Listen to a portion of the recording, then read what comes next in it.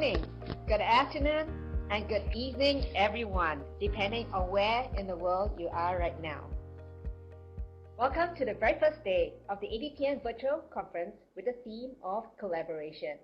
We hope you enjoyed our kickoff session earlier at 8 a.m.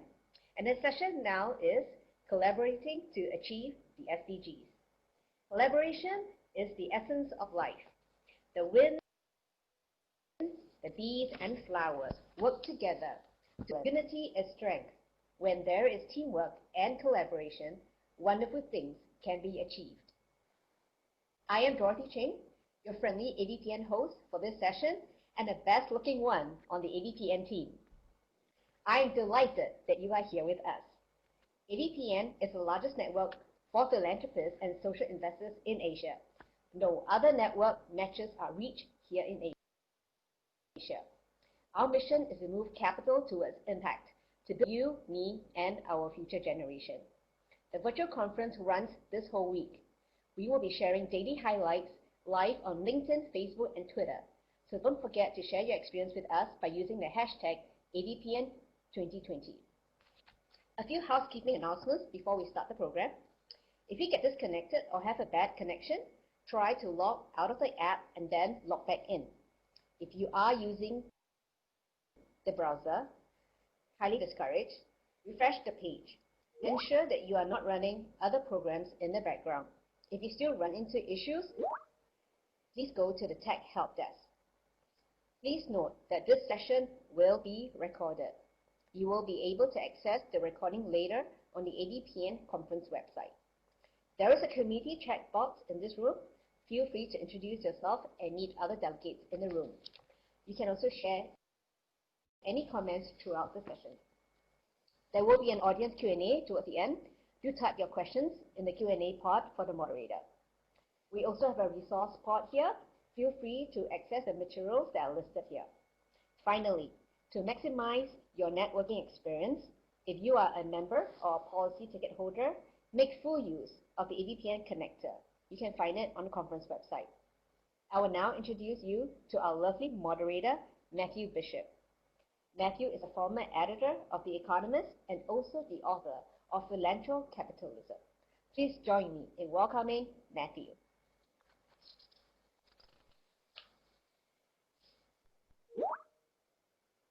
Hello, everyone, and welcome. Thank you, Dorothy, for that warm introduction.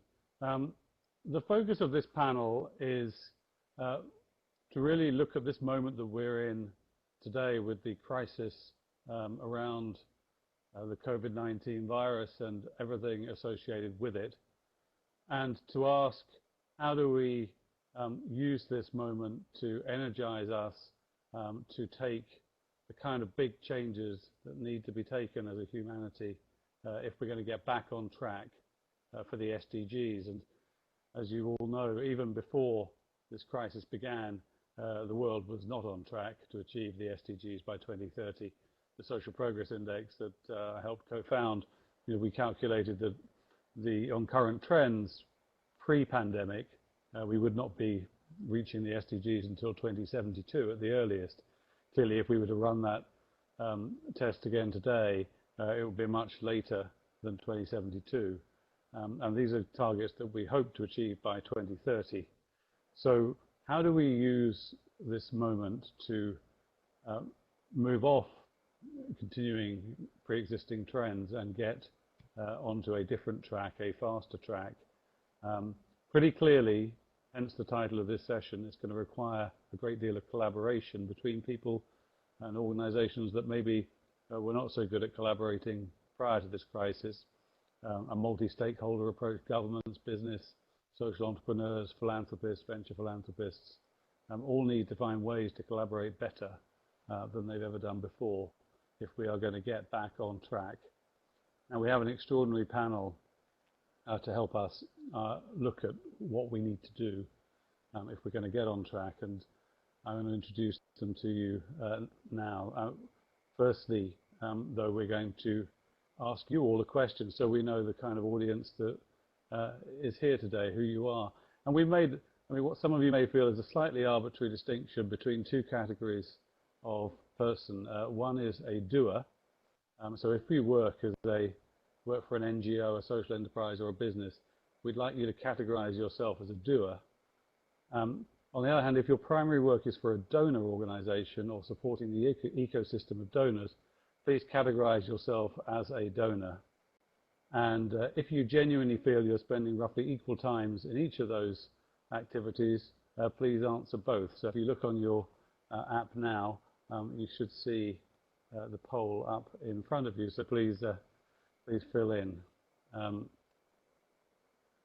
Well, there we are. So it's good to see plenty of doers. We need lots of doers, and we've also got a good smattering of donors there. One in 5 of you roughly is a donor, and about a quarter put your feet in both camps. So all told, that probably means getting on for 40% of the people here. Have some money to dispense as well as being inclined, and a good 70% of you really are on the front line of doing things as well. So that's a pretty encouraging start.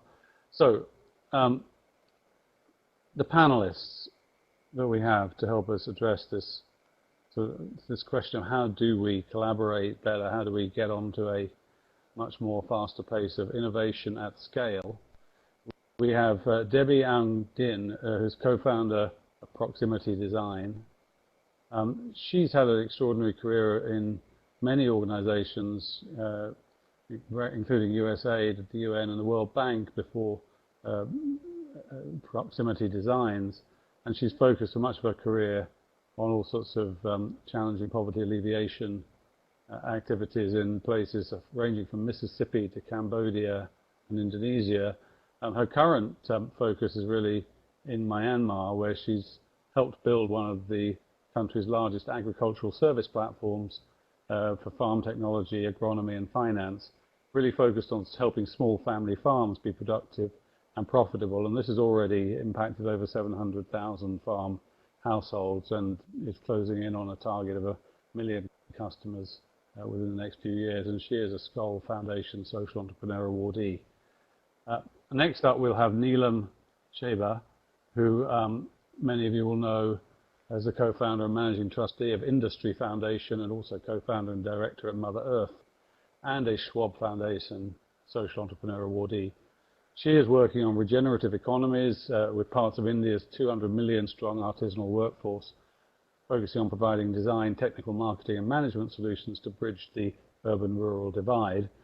And that project is now really transforming and evolving into building a platform for inclusive entrepreneurship for women, with a very strong technology enablers built in, so that in the years to come, solutions being built could use the power of networks to achieve scale much faster.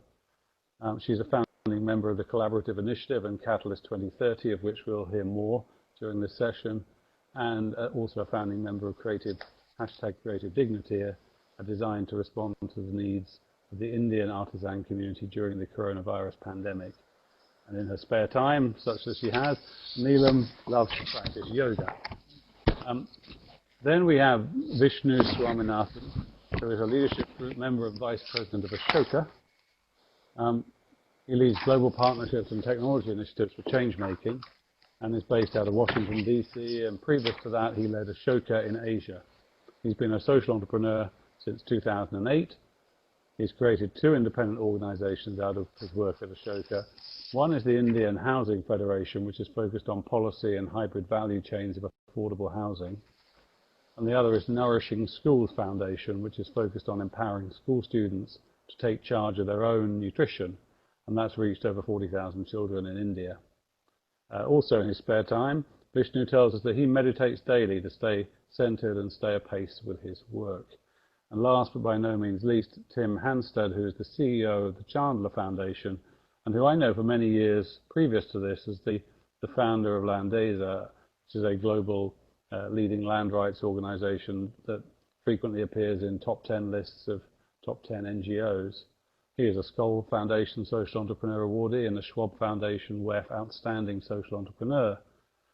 In his current role at the Chandler Foundation, he is running a foundation which was established by Richard Chandler, a New Zealand-born businessman and long-term philanthropist. And he is a founding member through that role of Co-Impact, which is one of the new collaborative platforms that's been seeded by Mr. Chandler and a number of other very high net worth individuals, along with the Gates Foundation and Rockefeller Foundation. And he has focused the Chandler Foundation, through Co-Impact, on good governance, systems change, and the enabling conditions to provide opportunity for all. Tim is a lawyer and a social entrepreneur and a systems bridge builder, a proud husband to Chitra, a proud father of 4 adult children from whom he draws daily inspiration and learnings, and an all-round good human, as indeed are all our panelists. Now, the first round of questions, we're really going to focus on some practical examples of innovation at scale that have been built on effective collaboration. I'm going to start with Debbie. And really, your question, you've really had a focus on integrating local knowledge through your work to be very close to the proximate to the frontline needs of communities, and really have built up an ability to work to both combine that grassroots frontline knowledge with sustainable impact at a large scale.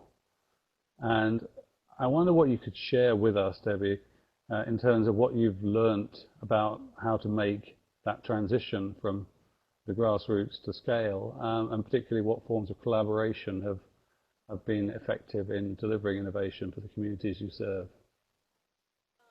Thanks very much, Matthew, and good to be here. I just wanted to say that when we started in Myanmar about 16 years ago, that one of the critical decisions we made that was pivotal was really reframing the relationship we had with the communities we were serving. And, you know, I think it's really important I felt from our experience in aid work and in grassroots organizing that we wanted to have a relationship where we were equals, basically. You know, it really has to do with power dynamics, transparency, and accountability, and you know who makes the decision for whether what you're providing is valuable or not. And so I think for us, treating people, in our case, rural farm families, as customers who have choice and dignity, and they decide whether what we're providing is, you know, something of value to them, and we get immediate feedback and we're held accountable. So that reframing of that relationship, I think, is pivotal to our you know, our ability to be impactful. And so another area was the ability to scale, was because they're customers. We have our own earned income as well as grants, and we're able to have a more sustainable financial organization that can grow at scale. And so we've been able to now serve over 700,000 farm families with products and services. And I think in our case, we saw where both the government sector and the private sector were failing to provide, you know, essential products and services to the huge small farm families that were needing basic services, and they were completely neglected by both sectors. And so we felt that it was very important for our work to be able to treat people as customers and to have our earned income so we could scale. You have used the term market maker to describe what Proximate does. Could you just elaborate a bit more on how that role, that way of seeing yourself in this context, helps to deliver scale?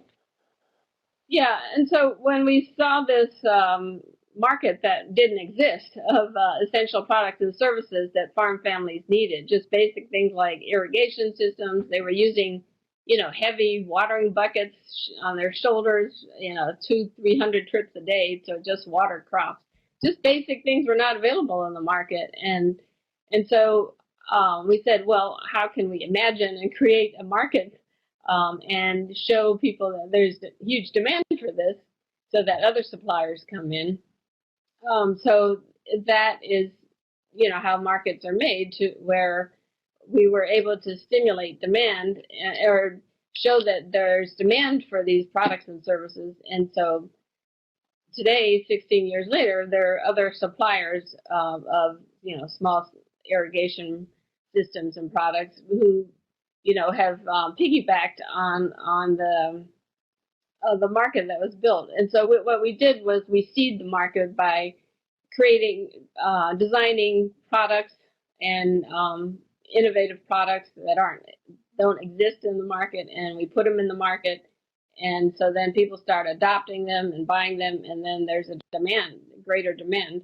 And so we introduced, drip irrigation systems, the first to introduce that in the country, and now there's a few suppliers of that. And so I think it's the ability to, as a social enterprise, to see our role as not only creating and designing the products themselves and putting them in the market, but also allowing innovation so that other suppliers come in and can benefit from that. Thank you. So, Neelam, for more than 30 years, industry has focused on bridging this rural-urban divide in India, and you've been leading the charge there and made a great deal of progress in moving people out of poverty and into the middle class. Can you firstly explain or describe briefly how industry approaches reducing poverty in India, and what principles from this approach could be more broadly applied to the other Sustainable Development Goals and in other places beyond India? Thank you, Matthew. And it's wonderful to be here with this wonderful panel and all the participants. Yes, it's a nice, fresh morning in India right now. I completely endorse everything Debbie said. I think collaborative nature of growth with the underserved that we work with is key to everything that needs to be done. What I'll add on has been in our experience is that we need to do wealth creation. So we have to look at the underserved moving beyond subsistence and into wealth creation and make them very strong economic actors. Because we all know the numbers, right? 1% of the world's wealth, 99% of the world's wealth lies with 1%. And the sheer numbers of people we have in the underserved it's completely mind-boggling. And how, even for a country like India, where the mandate is to double farmer income, how are you going to do that unless you move them up the value chain, you move them into more value-added products, and therefore our work is gradually transitioning into something that we call regenerative economy building. Frankly, our work started with the rural artisanal sector, because we've got, 300 years ago, India was, India's maximum contribution to GDP came from artisanal production and not from farming, right? So we were the world's second largest economy with the world's largest skill base in textile and all sorts of manufacturing, which was consumed within India. And over the last 300 years, there's been a complete decimation. I'm not against industrialization. So what we have done for the sector, and I'll come to collaboration towards the end of it, because what we think needs to be done cannot be done without co-creation and collaboration, is essentially looking at the fractured ecosystem. So it's like, you need fundamental infrastructure, like you need roads for development. So similarly, we've studied, and through hardcore practitioner work on the ground, that there's a very fractured ecosystem for manufacturing in India. So we call the sector now a creative manufacturing. That's been one of the seminal contributions. So we believe that the consumer, and in future with and COVID is really pointing it out, 66% of the global consumer is looking for sustainable consumption. So we've taken this sector and talked about it being all about sustainable consumption. Again, keeping the key consumer at the center and obviously treating the underserved producer also as a consumer, because that person needs access to a bunch of services, which is how the ecosystem, which is fractured, will repair itself. Little complex, just to simplify it. Over the years, we discovered and we called out this ecosystem as being the 6C ecosystem. So the 6 C's, I'll very quickly summarize them for you, are construct, which is aggregation, because artisanal production in India is completely home-based. But when you speak to an artisanal producer, they're very key that they want to earn better. So we talk about aggregating women, and there's a lot of focus on women because it's easier to aggregate women. So we aggregate women in producer collectives or social enterprises, which they own. Because wealth creation is only going to come once you move them up the ladder of ownership, actually, right? And then the second C is capacity, which is all kinds of skilling and training, on which India is very, very gung-ho. And the third C is create, which is value-added design and obviously the kinds of innovations in technology which Debbie is talking about. And the fourth C is channel or market access. And the fifth C is capital. So the underserved, as we all know, have absolutely very, very poor access to capital. And the last C is connect. So that's the digital framework. And that's where the platform for inclusive entrepreneurship comes in. And that is being co-created and collaborated upon right now with, I think, a pretty large group of actors in India, and it's going global slowly. And so the platform will be about people providing these 6C services. And it will be an exchange of 6C services for the underserved. So I hope I've managed to share something in a nutshell. Great, thank you very much. And we'll probably dig into some aspects of that a bit later. Vishnu, I think we've talked a lot already about this need to achieve much greater scale and pace of innovation than we've seen before, particularly across the social sector. And we talk a lot about systems change and a systems change mindset. I wonder if you could talk a bit about what you've seen working in terms of systems change, innovation, and how to structure collaboration to help make that happen. Thank you, Matthew. A pleasure to be here. So I think before we talk about systems change, I think it's important to kind of underline what is truly systems change.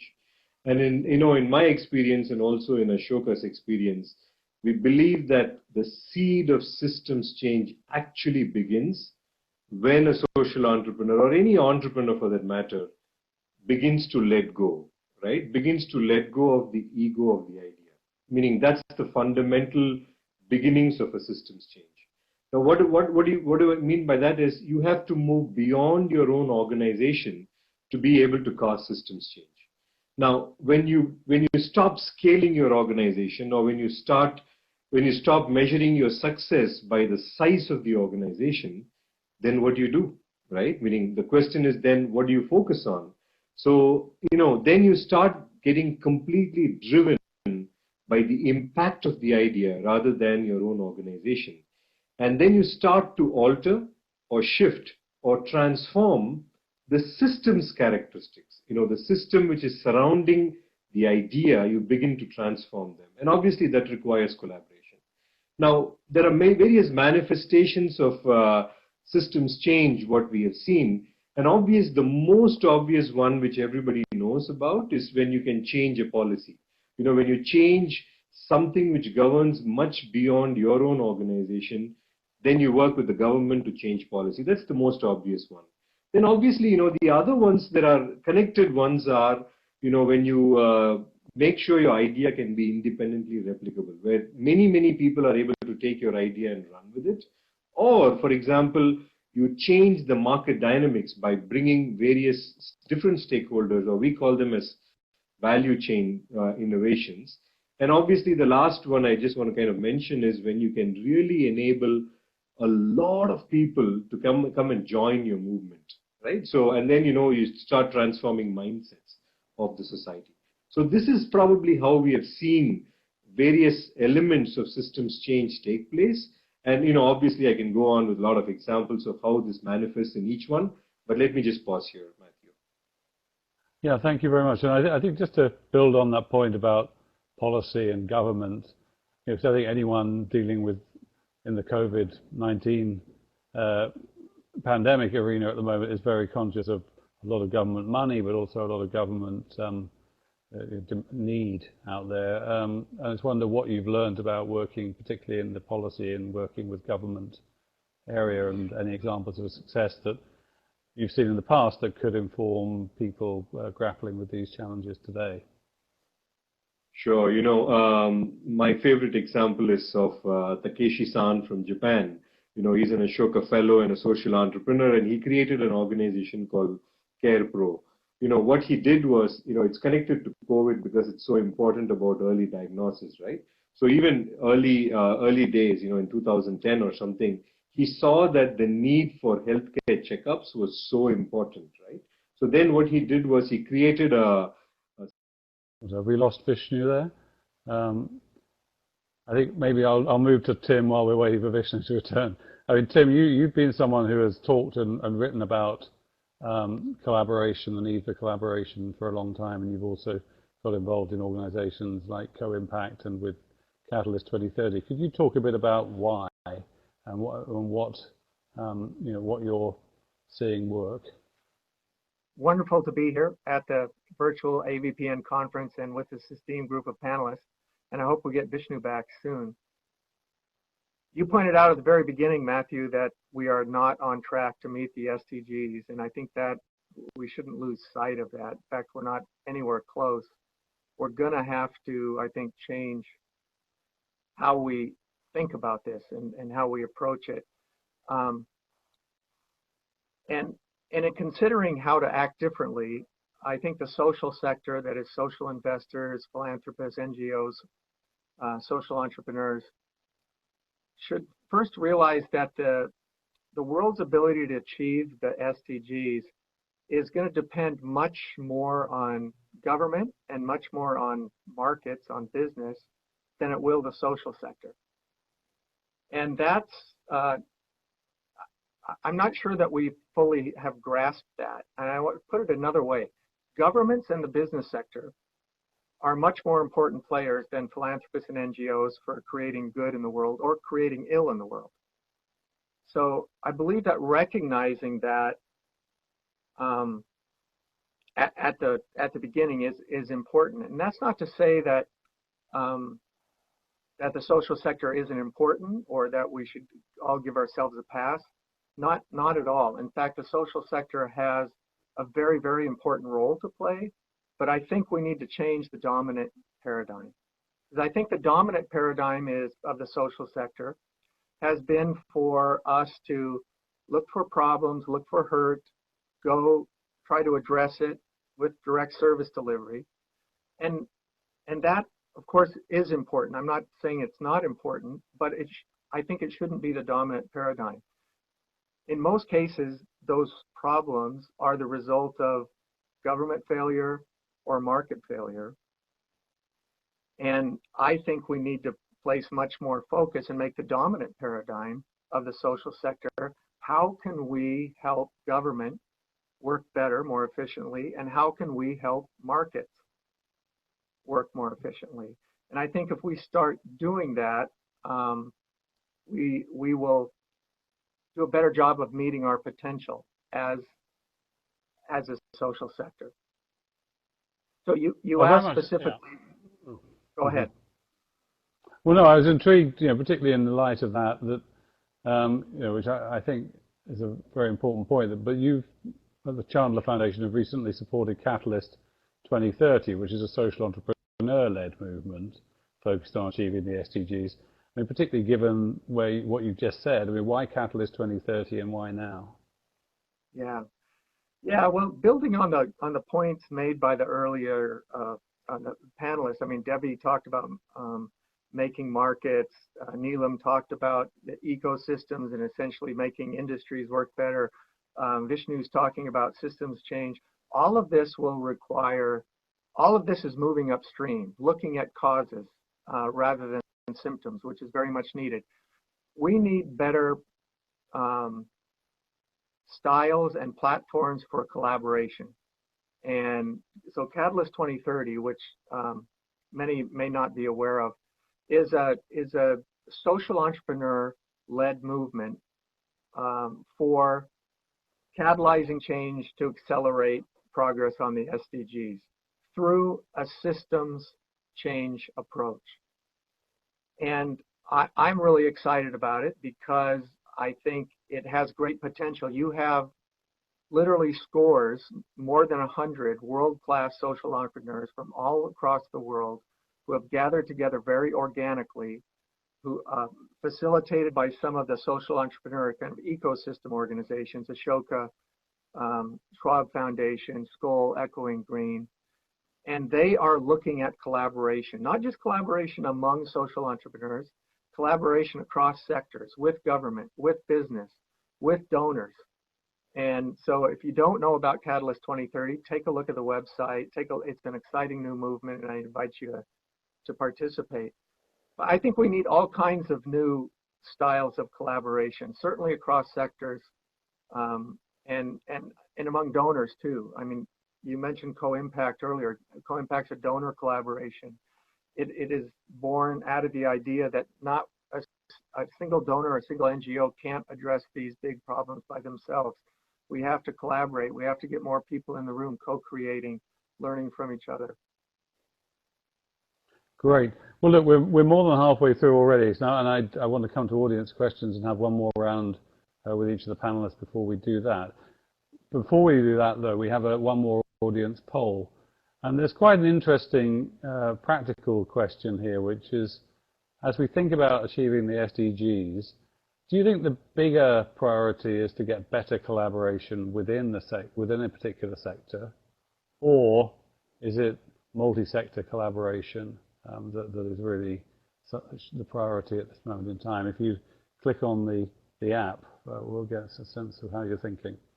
It is looking like multi-sector collaboration is definitely what you all feel is most needed, and I think I agree with that. I want to move quickly on to Debbie, and very much in the context of the SDGs, but getting there from here, which is the biggest crisis really of many of our lifetimes globally. Where do you feel any sense of optimism, particularly around our ability to collaborate and co-create better around innovation? Yeah, I think for Asia, I'm optimistic about the young social entrepreneurs that I see with new startups and just trying to innovate, social innovations, and so that there's a lot of energy there, and using technology and just a lot more access to information and knowledge with technology. So and that is I think facilitating collaboration across sectors and across helping breaking down those silos. So I'm optimistic about that. I do think that we need to improve by having more dialogue and having more spaces with government departments, and I do meet a lot of champions in government departments who are quite isolated and feel that way, and so I think looking for opportunities to collaborate, I think they are open to it as well and are ready to engage. And lastly, I think for us, it's the farmers and the rural families that we're designing for, who I think, are most important, and to really engage closely. It's about being proximate with them. It's about understanding their context and being curious and having that constantly learning from them, and being in touch with them, and putting products in front of them and getting their input. So just having that consistent engagement is really important. That you can do that by designing products and services for them. So I think that that kind of sort of curiosity and humility and constant learning and listening is super important. Great. Neelam, what do you see in terms of new types of NGO collaborations? Are you seeing anything that makes you optimistic? And I will say this to all the panelists. I mean, please, to what extent is this COVID experience that we're going through changing the dynamics and actually creating maybe a bigger window of opportunity for donors and social entrepreneurs to have a say, get a seat at the table with governments and business to actually get better collaborations? Yeah, absolutely, Matthew. I think one of the things that's going to be repeated really often is that in every crisis there is an opportunity. COVID has done what was taking years, right? So I think this whole collaborative spirit, this whole breaking of barriers, it's just been sort of speeded up phenomenally. And it's like Vishnu said, the foundation is the ego, right? So earlier, I think as a society, we cherished that whole capitalist thought of go alone, go fast. But for organizations like ours, which are always under-resourced, because we're always trying to take on too much with very little resources. I mean, for 3 years, we worked on the platform for inclusive entrepreneurship as a collaborative with about 30, 40 organizations already. And that was my key interest in Catalyst 2030. And I'm amazed. I cannot talk enough positively about Catalyst 2030. The learning I've had from it for the last 6 months, I think October 2019 was when it was initiated. And prior to that, I had already met Vishnu, I think a year, 18 months ago. We'd already decided to work collaboratively on a 100% producer-owned brand. So things are moving along slowly. But I think post-COVID, post movements like Catalyst 2030, the learning curve has dramatically grown. I'll just call out 2 things here and stop. One was on Tim's point on the market. I think that is so critical. For about 7 years, we've been in a relationship with IKEA. Corporates and we've been in a relationship with H&M. Corporates are more and more and more ready. I think post-COVID, big business is something that needs to be reached out in a co-creative and collaborative fashion. And I'll just call out one thing on collaboration. This is something we learned while working on the platform for inclusive entrepreneurship from a professor from the C.K. Prahlad Center at Ross, Michigan, that the foundation of collaboration is co-creation. Right? So you've got to co-create things together. Collaboration doesn't happen. You say, this is my idea, come join me. No, that's not going to happen. So the co-creation process is what needs to be looked at with great intensity. How do we all co-create together? And through Catalyst 2030, I have learned a lot. And frankly, in India, we've initiated a movement called Creative Dignity post-COVID, which was, and it brought about, it's brought together 1,000 professionals, right? Not under the Creative Dignity banner, but under a bunch of banners. But there is a great movement out to, and overnight, in about a month, we've had a bunch of fantastic volunteers, all young designers, professionals, who pushed out a diagnostic to more than 2,000 grassroots organizations. And in a month, we have access to 200,000 rural artisans. This would have been unthinkable earlier. So this is the power of collaborative movements. Thank you, Vishnu. Sorry we lost you a bit earlier. You may want to finish briefly the point you were making about our friend in Japan, but I wanted to ask you specifically to talk to the donor community about how they may more effectively partner and get involved in multi-stakeholder collaborations to achieve the SDGs. Sure. So I just want to quickly close what I was saying. Sorry about that earlier. I was talking about Takeshi-san, and you can look him up later on. He's the creator of Care Pro, where he created this ability to get your health checkups done for like $6 in street corners, train stations, and department stores.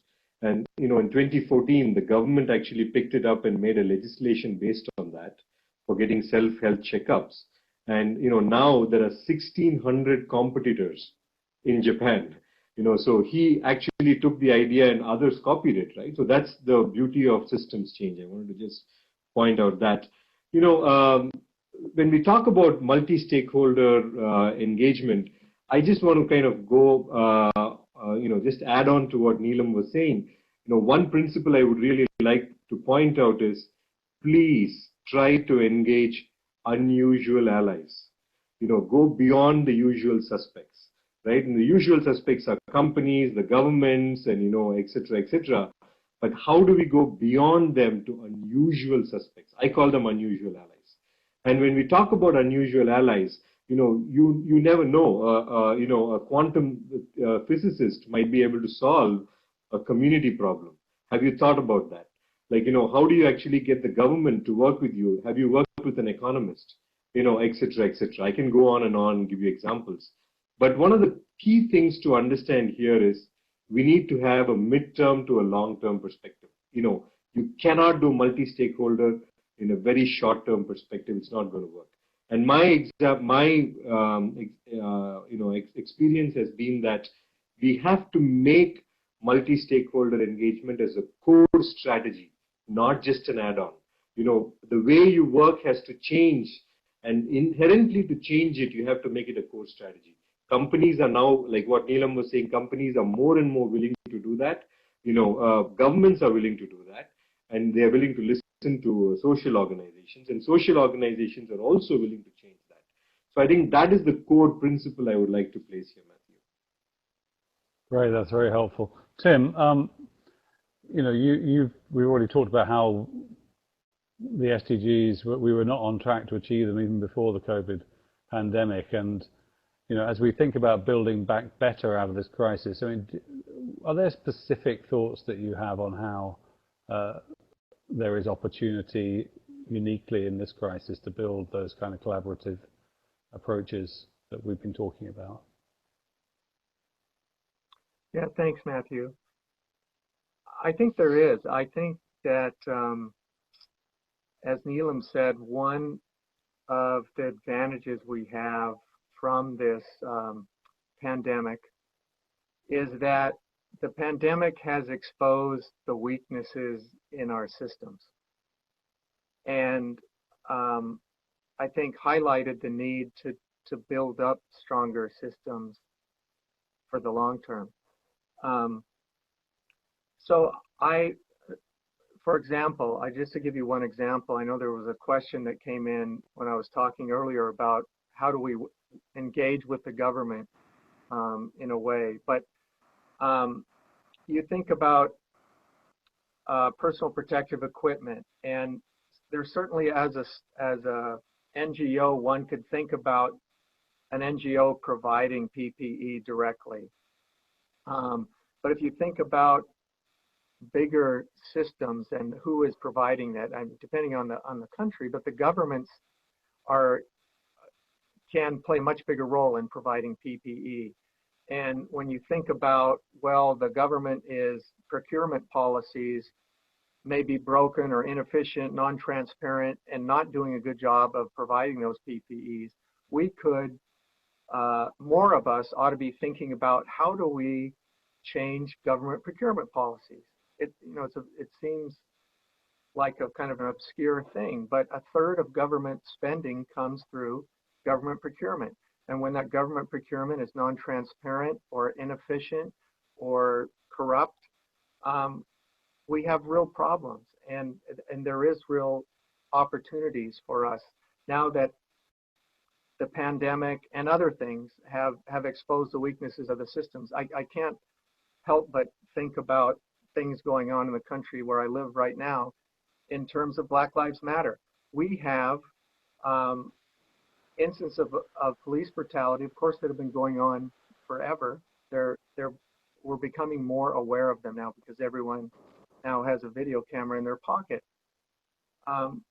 These are structural problems. It's not a problem of having to change police behavior in Minneapolis by a couple of bad police. This is built within the structure of the systems. And I'm, for one, am encouraged by the response we're getting, not just to the pandemic, but to things that these injustices that we're seeing around police brutality and racism here. It is that type of pressure on the systems and getting people to think about how do we reform, rebuild, strengthen, change these systems. We are in an opportune moment, and we best take advantage of it. Thank you. So we're going to move into the audience questions now. And I have a question from Bitra George. I think I'll stick with you, Tim, firstly. How is the COVID-19 pandemic, and particularly the fact that there's obviously a lot of economic devastation that's being caused, how is that going to affect donor funding in the short to mid-term? And will also the pandemic affect government's commitments to moving towards the SDGs, do you think? Yeah, well, it's a great question. First of all, going related to my first point about the role of philanthropists and then the role of government in responding. Philanthropy has responded with billions of dollars in response to COVID around the world. Governments have spent trillions. So again, government is the much bigger player. Again, that's not to take away from what philanthropists can do, or they can do more and should do more, and should also respond more flexibly. That is, I believe, as someone who has been more on the doer side over the last 30 years than on the donor side, I would like to see donors be more grantee-centric, recognizing that by giving more flexibility, by providing longer-term funding, by providing unrestricted, more flexible funding, have faith in those that you're giving funding to, because they are right now, particularly in the pandemic, are needing to shift to respond to changing external circumstances, and it's that type of flexible and longer-term funding that that is needed. Thank you. So a deceptively simple question from Ashwin Deshmukh, which is, how do you make collaboratives successful? I guess the devil is in the details. I mean, that's certainly been my observation, is that everyone talks collaboration now, but actually making collaborations work is very hard. Neelam, do you want to kick us off, and then maybe Debbie? Yeah, so we're all learning the 101 on how to build successful collaborators.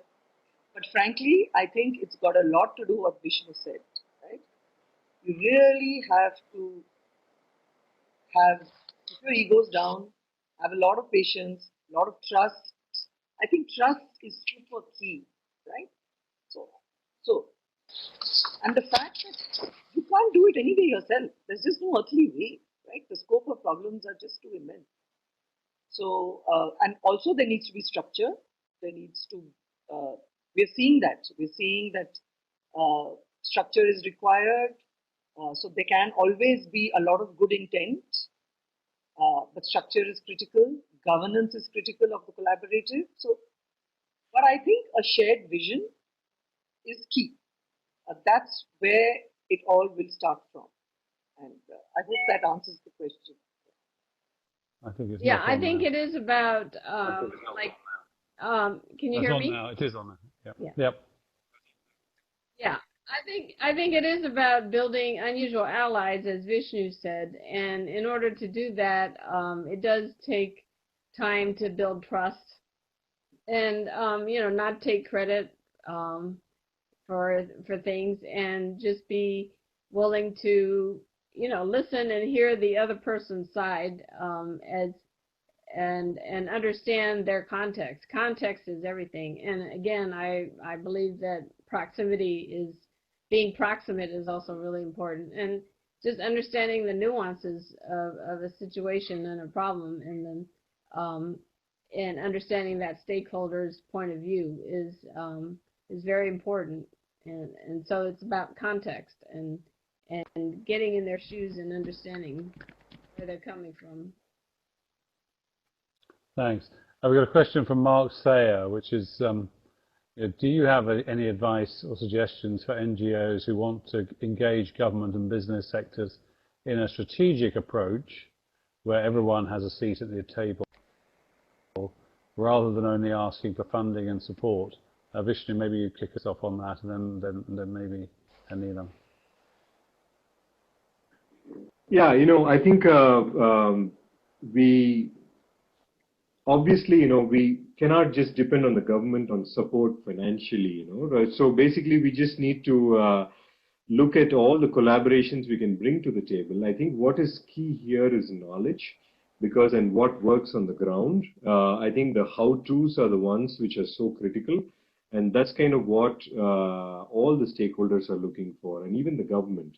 For example, the Delhi government in India wanted to launch a curriculum called the happiness curriculum in schools. And they actually brought together social entrepreneurs across India just to come and co-author the curriculum. So the government is also very open to ideas which truly work on the ground. So, there are many ideas where you don't need the money from the government. But I would say that working with government on policy, you can have multiple dimensions of working with the government on policy. For example, you can be an advisor, you can be a researcher, you can represent marginalized group in courts, or you can, eventually convince government to allocate funds. But, funding alone need not be the only focus when we work with governments. Neelam, advice for those NGOs? Yeah. So I'll be frank. I think it takes everyone many years to crawl up the value chain and to to build a strong body of work. But even after you've built the body of work in your NGO, you may never still get a seat at the table for the strategic stuff that you really believe in. And therefore, I think Catalyst 2030 and things like that are an answer for that. How does the social entrepreneur's voice from the ground, how does the practitioner's voice reach where strategy is being decided by governments, by business? And therefore, I think the whole logic of doing it together, doing it in a force, not doing it individually, is the solution. That. Great. Well, thank you. We're pretty much out of time, and so I must apologize to other members of the audience that have sent in questions that we haven't been able to answer. But I want to ask each of the panelists to really give us their final takeaway. And there's a kind of two-part takeaway. One is to ask each of you, over the next 12 months, with that focus, what would you most like to see to advance this cause of collaboration around using this moment of crisis to accelerate our chances of achieving the SDGs?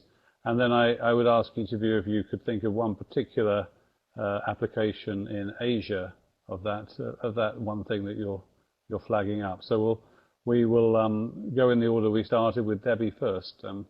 What's the one thing you really think we need to prioritize above all else over the next year, and an Asian example, possible?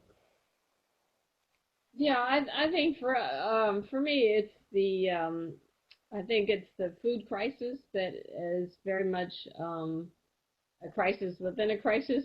That the food crisis is very much on the heels of the pandemic. And if we don't pay attention to the millions of smallholder farm families who produce food for many of our countries, and they themselves are hungry, they themselves don't have enough income, and so it's they need to be able to be equipped to grow food safely and sustainably, profitably, in a way that's good for the environment. And it's all wrapped up with climate change as well.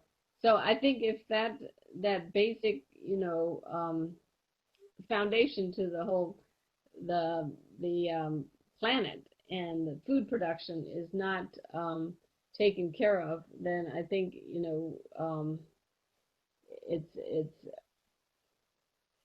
I think it's important to lift millions and millions of these aspiring rural farmers out of poverty, and that in doing so, it'll really avert social decline and the political chaos and terrorism and environmental breakdown that's sure to happen if this gap between the rural poor and the urban elites widens further in many of the countries in Asia.